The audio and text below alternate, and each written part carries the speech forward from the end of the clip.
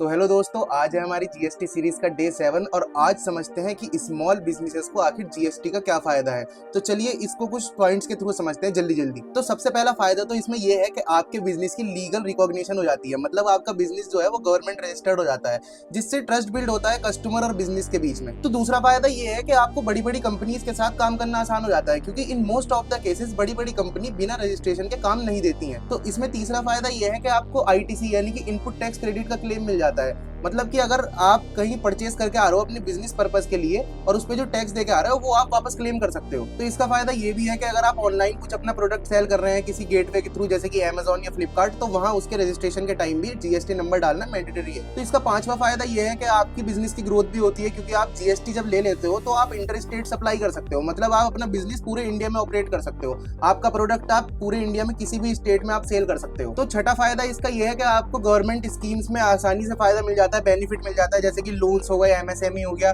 इन सारी स्कीम जो गवर्नमेंट निकालती है उनका आपको फायदा मिलता है बहुत इजीली। तो अगर आपको अपने बिजनेस को नेक्स्ट लेवल पे ले जाना है तो मैं तो बोलता हूँ आपको जीएसटी नंबर ले लेना चाहिए। और अगर आपको कोई कंफ्यूजन है कि जीएसटी नंबर कैसे लें तो आप मुझे कॉल कर सकते हो। मेरा नंबर है 9211823017। तो चलिए मिलते हैं कल एक नए इंफॉर्मेटिव टॉपिक के साथ। तब तक के लिए जय हिंद।